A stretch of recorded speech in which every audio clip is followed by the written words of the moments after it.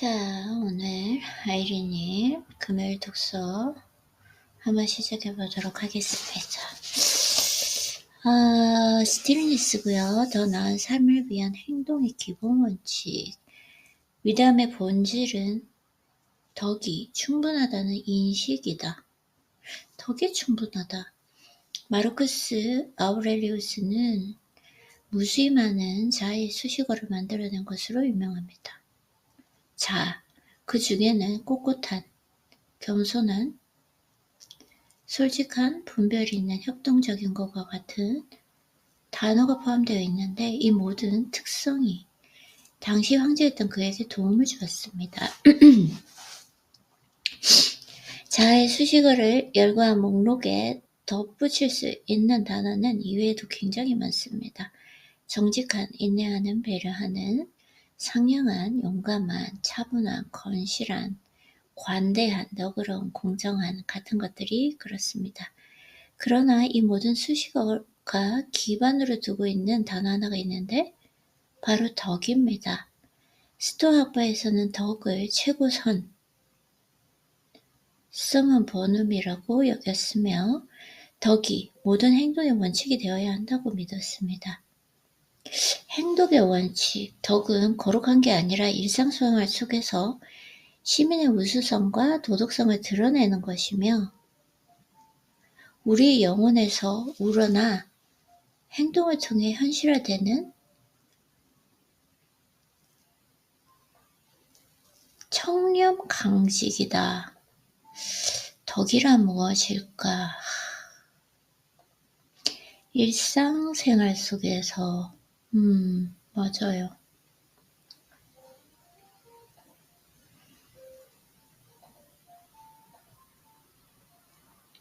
동약에서도 덕을 중요시했습니다. 일례로 도덕경의 제목은 덕의 길이라는 의미입니다. 또 당시 여러 통치자에게 전을 주었던 공자 역시 지도자라면 덕을 추구해야 마땅하다는 마르쿠스의 의견에 동의했을 것입니다. 이에 더해서 통치자가 공자로부터 들을 수 있는 가장 큰 칭찬은 아마도 군자라는 호칭이 아니었을까요? 지금까지도 영어권 국가의 번역가들이 군자라는 단어를 사용하는 영어 단어를 찾는데 어려움을 겪고 있는데 대략 고결함과 도의심, 자제심을 발산하는 사람을 일컫는 말로 이해하면 될 것입니다. 군자, 현자, 군자. 덕이라는 개념이 조금 답답하게 들린다면 덕이 있는 삶이 그 자체로 가치 있다는 사실을 돌아보길 바랍니다. 옳고 그름을 모르는 사람만큼 평온하지 않은 사람은 없습니다. 도덕률이 결여된 탓에 모든 결정을 상세히 검토해야 하고 모든 유혹을 두루 살피고 경계해야만 하는 사람만큼 지치는 사람도 없다. 도덕률이 결여된 탓에 모든 결정을 상세히 검토해야 하고 모든 유혹을 두루 살피고 경계해야 하는 사람만큼 지치는 사람도 없다. 사기꾼이나 거짓말쟁이만큼 양심의 가책을 느끼는 사람도 없다. 부정행위와 거짓말로 숱한 이익을 얻었다고 하더라도 말이다. 자신의 선택이 무의미해지는 길을 선택한 사람은 삶 또한 무의미할 수밖에 없다. 그렇다면 자신에게 가치 있는 게 무엇인지 아는 사람은 어떤 사람일까요? 나에게 가치 있는 것, 도와 예를 알고 그에 따라 행동하는 사람은 도덕적 자제심이 있는 사람, 밤낮 없이 일하는 미덕에 편안하게 의지하는 사람은 이들이 바로 고요를 찾은 사람들입니다. 고요를 찾는다. 어려움이나 스트레스, 심지어 두려운 상황에 맞닥뜨렸을 때 의지할 수 있는 영혼의 힘을 찾은 사람들입니다. 캐나다 정치인 저그미싱은 유세장에서 한 성난 시위자를 만났습니다. 군중이 한 목소리로 외치기 시작했습니다. 사랑과 연기. 생각해 보십시오. 저그미싱은 그 시위자에게 똑같이 소리 지르거나 가버릴 수도 있었습니다. 자칫하면 영원히 그를 잔인하고 비열한 사람으로 만들어 버릴 수 있는 상황이었습니다.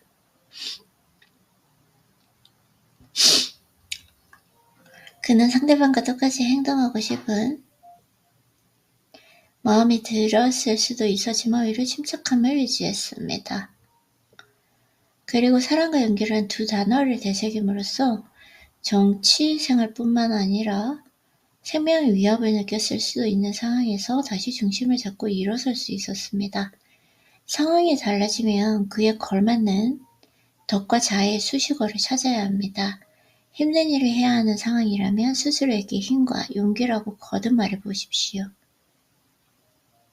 반려자에게 꺼내기 힘든 말을 하기 전에는 인내와 상냥함이라고 말할 수도 있습니다. 부패와 악이 존재하는 그 순간에는 선함과 정직이라고 말해보십시오. 우리가 자유의지를 가졌던 건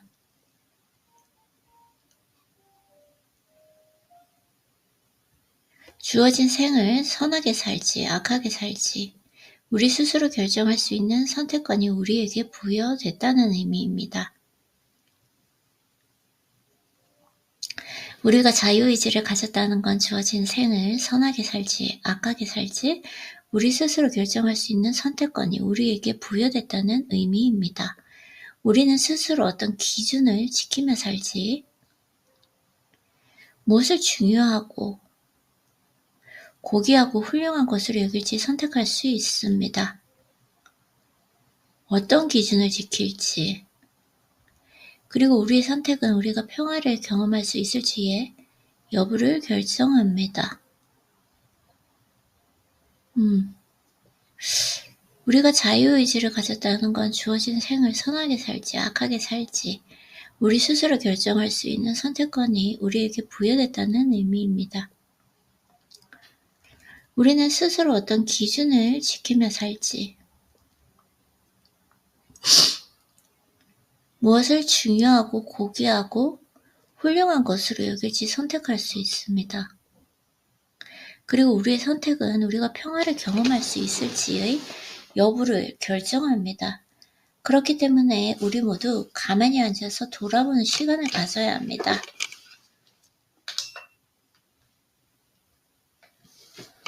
우리가 반드시 필요하고 중요하다고 믿는 것은 무엇인가?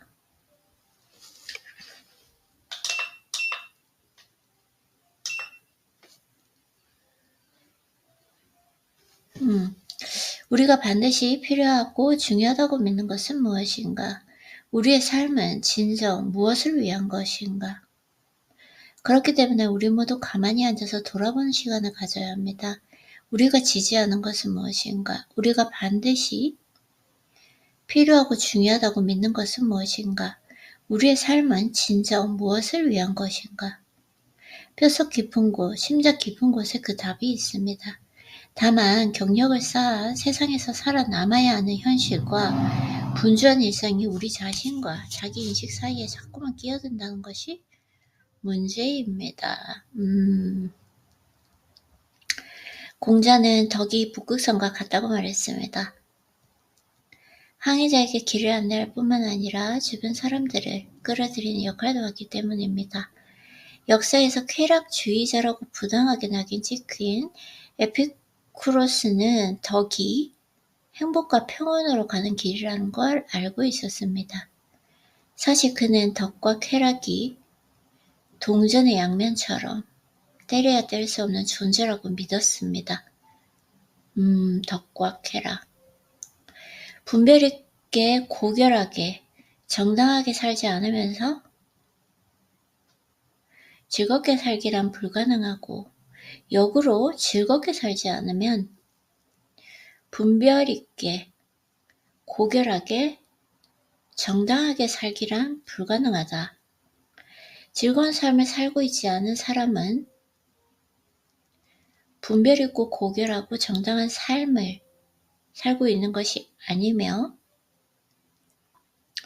역으로 이러한 덕을 지니지 않은 사람은 즐겁게 살 수 없다.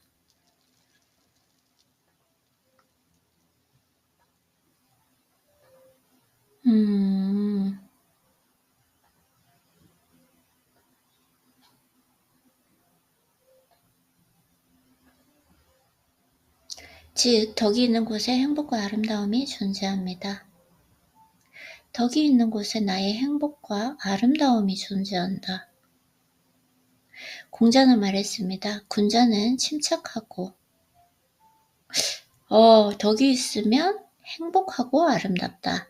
공자는 말했습니다. 군자는 침착하고 너그러운 반면 소인은 끊임새 없이 얼굴에 근심이 가득하게 띈다.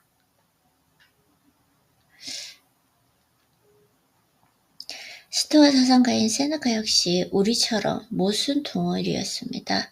그의 글에는 도덕과 수행에 관한 굉장히 아름다운 성찰이 담겨 있는데 이는 맑은 정신과 엄청난 집중력의 결과물임이 틀림이 없습니다. 세네카는 야심찬 작가인 동시에 자신의 글만큼이나 정책도 오랫동안 역사에 남기기를 열망하는 열성적인 정치인이었습니다. 그럼 그는 직업적으로 상승가도를 달리던 때에 황제 네로의 조종자 역할을 맡게 되었고 상상해 보십시오. 밤이면 의로운 이유가 절제, 지혜의 중요성에 관한 글을 쓰면서 다음날 낮에는 어머니의 암살을 정당화하려는 무소불능한 독재자를 도와야 했다면 어떨 것 같은가. 세네카는 분명 그곳을 벗어나야 한다는 걸 알고 있었을 것입니다. 그의 진심은 알 수 없지만 어쨌든 그는 끝내 도망치지 않았다. 진짜. 그런 그는 직업적으로 상승가도를 달리던 때에 황제 네로의 조종자 역할을 맡게 되었습니다. 처음에 네로는 총망받는 제자로 출발했지만 사실 그는 스승을 전혀 수월하게 해주지 않은 다루기 힘든 제자였습니다. 네로는 심신이 산란했고 이기적이었으며 주의가 산만하고 병적으로 의심이 많은 데다 몰인정하기까지 했습니다. 상상해 보십시오. 밤이면 의로운 이유가 절제, 지혜의 중요성에 관한 글을 쓰면서 다음날 낮에는 어머니의 암살을 정당화하려는 무소불능한 독재자를 도와야 한다면 어떨 것 같은가. 세네카는 분명 그곳을 벗어나야 한다는 걸 알고 있었을 것입니다. 그의 진심은 알 수 없지만 어쨌든 그는 끝내 도망치지 않았습니다. 덕이란 무엇인가?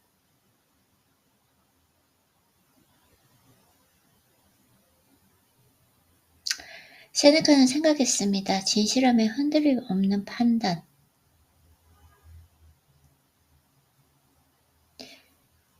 진실하며 흔들림 없는 판단. 덕으로부터 좋은 결정과 행복, 평화가 비롯됩니다. 덕은 영혼으로부터의 나의 정신과 온몸으로 뻗어나갑니다.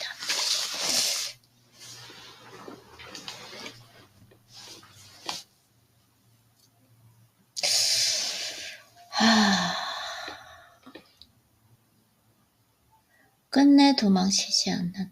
진실하며 흔들림 없는 판단. 그러나 정작 세네카의 삶을 들여다보면 그의 야망은 평화를 만들어내기는커녕 의사결정 과정을 방해하고 왜곡해버린 것만 같았습니다. 세네카는 그래서는 부의 무의미함을 유창하게 주장했지만 현실에서는 의심스러운 수단으로 막대한 재산을 축적했습니다. 자비와 인정. 이랬구나.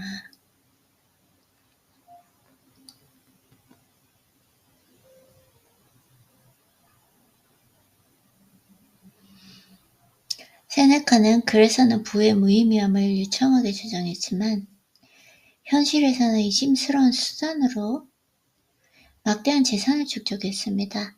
자비와 인정, 연민이 중요하다고 생각하면서도 필시 사이코패스였을 두 명의 황제를 기꺼이 섬겼습니다. 마치 자신의 철학을 실천에 옮길 만큼은 신뢰하지 않는 사람처럼 말입니다.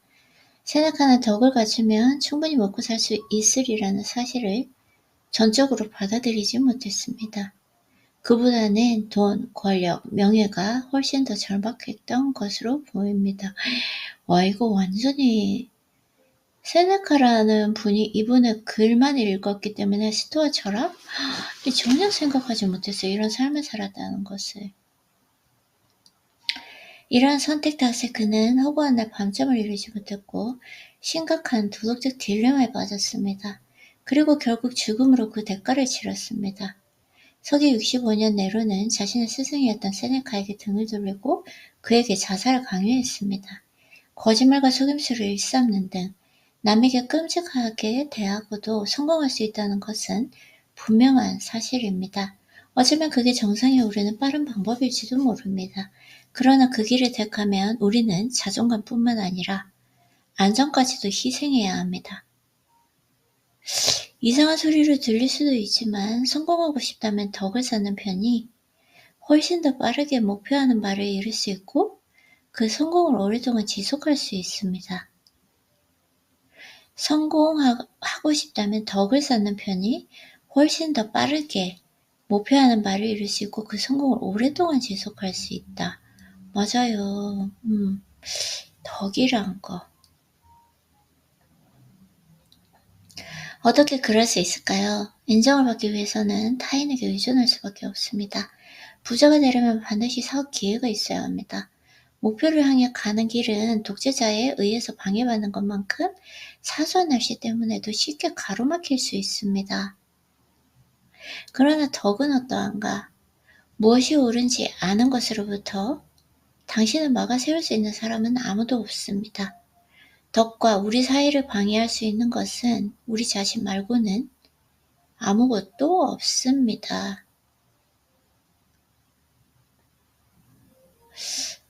어떻게 그럴 수 있을까? 인정을 받기 위해서는 타인에게 의존할 수밖에 없다. 부자가 되려면 반드시 사업 기회가 있어야 한다.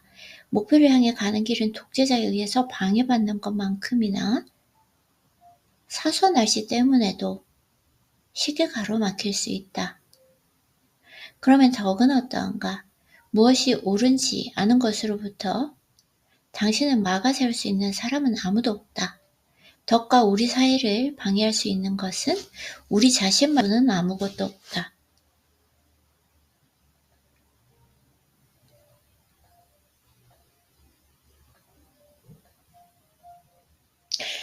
우리 모두는 반드시 목숨보다 더 소중하다고 할 수 있을 만큼 높은 차원의 도덕 요구를 길러야 합니다.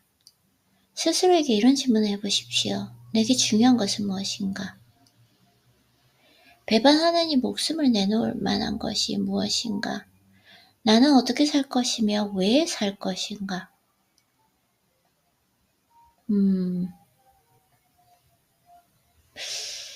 맞아. 그러면 덕을 실천한다. 이는 헛된 질문도 진부한 심리 테스트 문항도 아닙니다.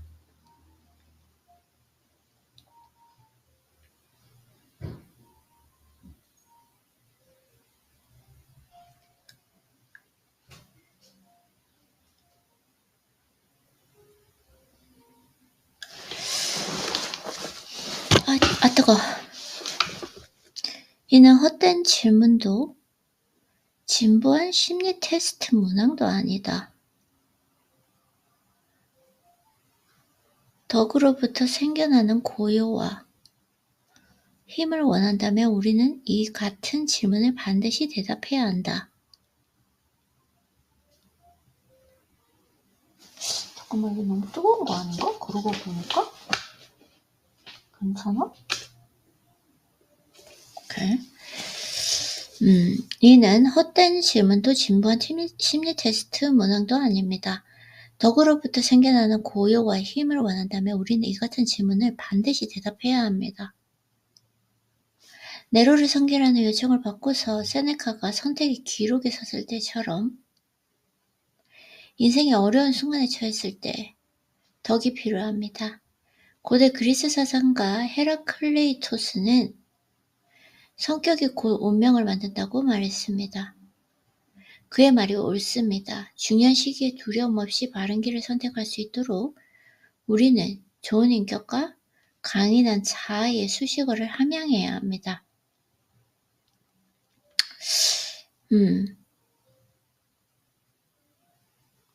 고요한 힘.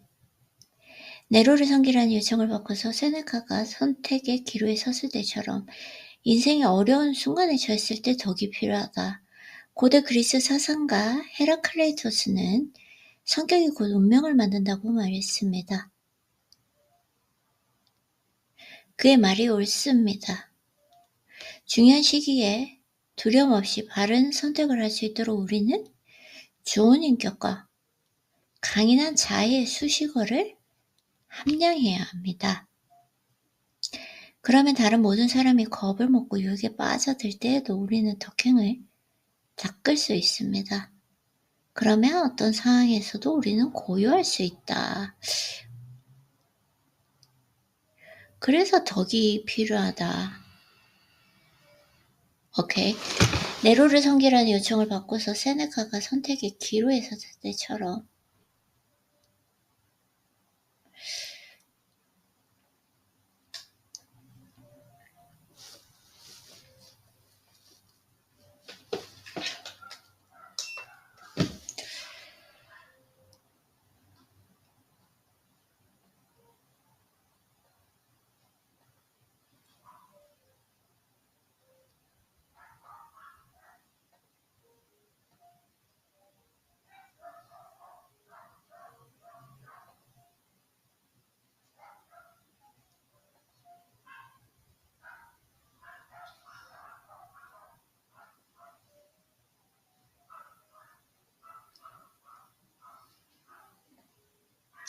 네로를 섬기라는 요청을 받고서 세네카가 선택의 기로에 섰을 때처럼 우리는 어려운 순간에 처했을 때 덕이 필요합니다.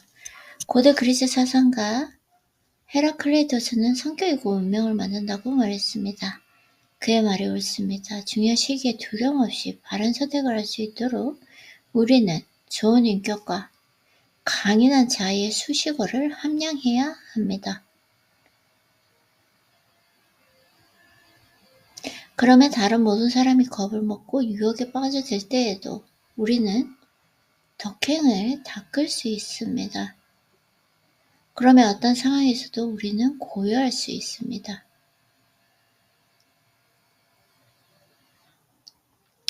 내면 아이와 맞으셨을 때 해야 하는 일. 내 안에는 여전히 아이가 존재하는데 썩 고요하지 않을 때가 있다. 맞아요. 너무 귀여운데? 레오나르도 다빈치에게는 장난기 호기심, 발명과 창작을 향한 강한 흥미처럼 어린아이가 든 면이 있었습니다. 그의 그런 부분이 그가 대단한 예술가가 되기까지 큰 역할을 했습니다. 그러나 그의 장난기 속에는 어릴 때 겪은 사건들에 뿌려든 고통과 슬픔이 깊게 자리 잡고 있었습니다. 이렇게 그래서 이제 레오나르도 다빈치의 인생이 지금 있고요. 레오나르도가 작품을 완성하기도 전에 자기 화를 못 이겨 공방을 뛰쳐나간 횟수만 해도 한 손으로 꼽기 어렵습니다. 진짜요. 때로는 아주 사소한 일이 원인이었는데 대개는 후원자가 자신을 원하는 모든 것을 해주지 않는다는 게 이유였습니다. 그가 남긴 분노의 편지와 끝내지 않은 작품에 숨어있는 의미는 어느 날 성난 10대 아이들의 목소리와 크게 다르지 않습니다. 당신은 내 아버지도 아니잖아요. 제게 이래라 저래라 하지 마세요. 절 진심으로 사랑하지도 않잖아요. 내 말이 옳다는 걸 보여주겠어요.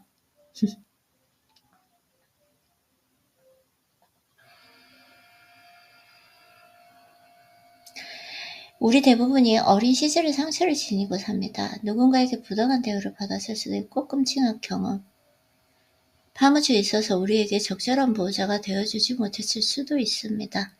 이렇게 아픈 구성은 우리가 내리는 결정과 취하는 행동에 영향을 미칩니다. 그렇다는 사실을 우리가 항상 의식하고 있지 못한다고 해도 말입니다. 사실 다행스러운 일입니다. 우리의 불안과 근심의 원인, 부적절한 상황에서 툭 튀어나오는 좌절과 관계를 지속하지 못하거나 비난을 무시하지 못하는 근본적인 이유가 우리 자신이 아니라는 말이니까. 좀 더 정확히 말하자면 그 원인은 성인인 우리가 아니라 우리 안에 숨어있는 7살짜리 아이에게 있습니다.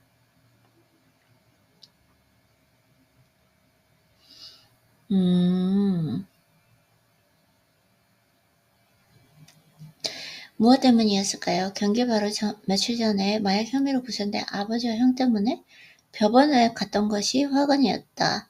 지금은 프로이드는 그를 통해 어린 나이에 겪은 크고 작은 결핍이 성기에 유독하고 난폭한 태도를 만들어내는 일이 얼마나 흔한지에 관해 이야기한 적이 있습니다. 우리는 충분히 부유하거나 예쁘거나 재능있게 태어나지 않았다는 이유로 같은 반 친구들만큼 인정받지 못했다는 이유로 안경을 써야 했거나 병치레를 자주 했거나 값비 싼 옷을 살 형편이 안 됐다는 이유로 불만을 품고 삽니다. 심지어 리차드 3세가 그랬던 것처럼 결함이 있으면 이기적이고 비열해도 되고 끝없는 야망을 품어도 된다고 믿는 사람들도 있었습니다.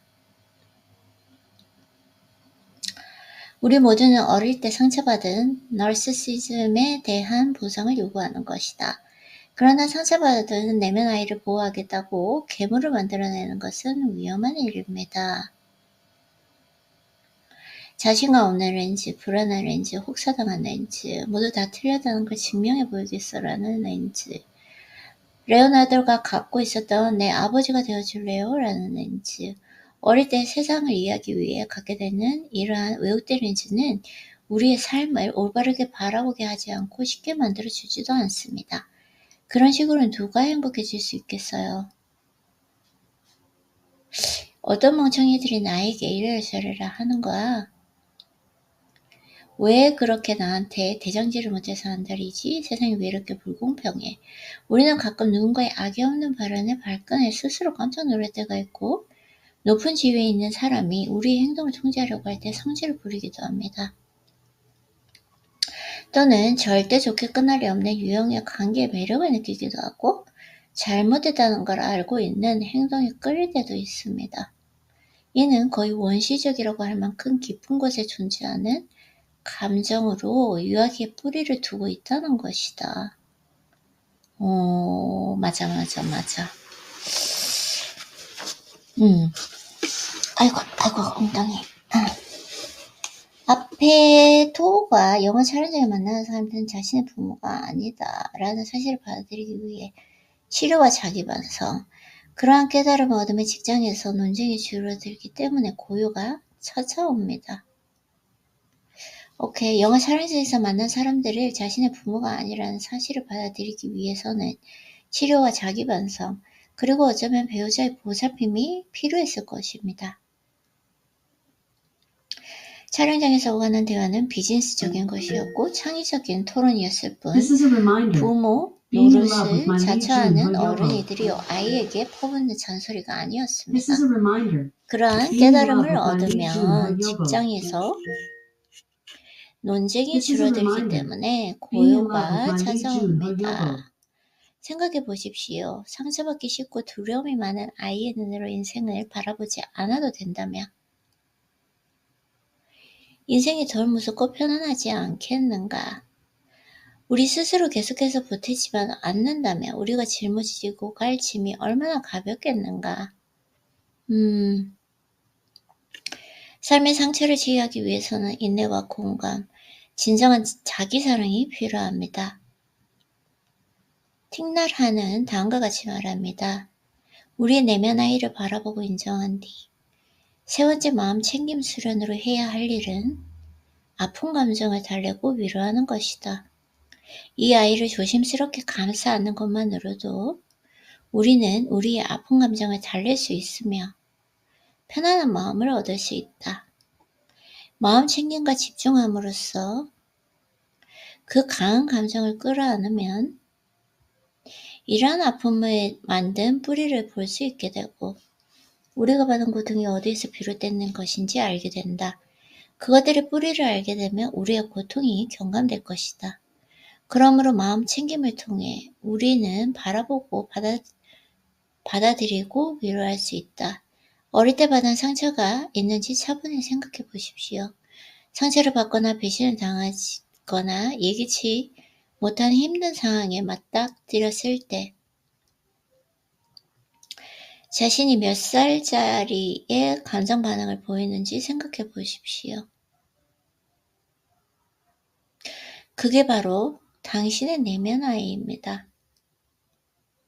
당신이 그 아이를 안아줘야 합니다. 그리고 그 아이에게 말해줘야 합니다. 이봐 친구,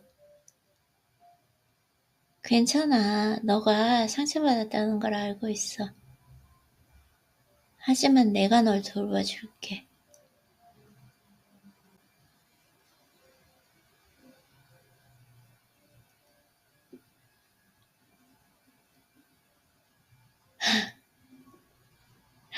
제대로 된 어른이라면 내면의 아이가 알아듣고 안심할 수 있도록 손을 내밀고 도와야 합니다. 그 아이가 고요를 찾을 수 있도록. 이 일을 해야 하는 건 우리가 우리 자신과 다른 이들에게 빚지고 살고 있기 때문입니다.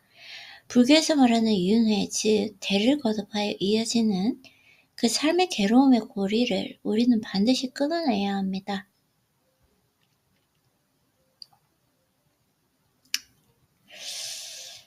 아름답다, 이 글이 정말, 그쵸?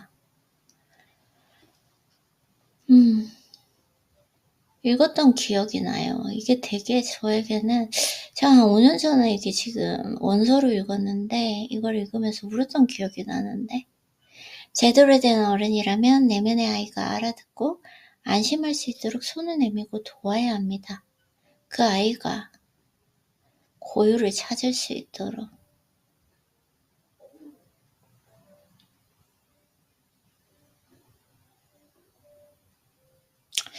코미디언 게리 샌들링은 10살 때 형을 낭포성 소매치고로 세상을 떠나보냈고 그 일로 정신을 잃어 어머니의 평생을 휘둘리며 살았습니다.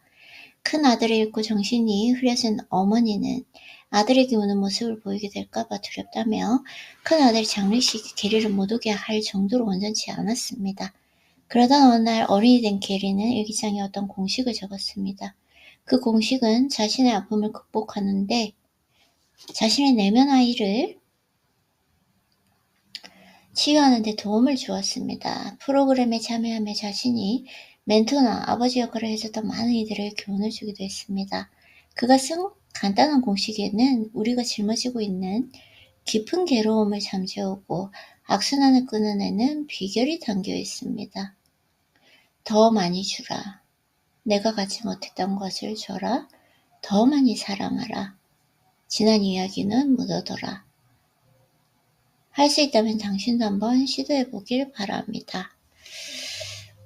어릴 때 받은 상처가 있는지 차분히 생각해 보십시오. 상처를 받거나 배신을 당하거나 예기치 못한 힘든 상황에 맞닥뜨렸을 때 자신이 몇 살짜리의 감정 반응을 보이는지 생각해 보십시오. 그게 바로 당신의 내면 아이다. 당신이 그 아이를 안아줘야 합니다. 그리고 그 아이에게 말해줘야 합니다. 이봐 친구, 괜찮아. 내가 상처받았다는 거 잘 알고 있어. 하지만 내가 널 도와줄게. 제대로 된 어른이라면 내면의 아이가 알아듣고 안심할 수 있도록 손을 내밀고 도와야 합니다. 그 아이가 고요를 찾을 수 있도록.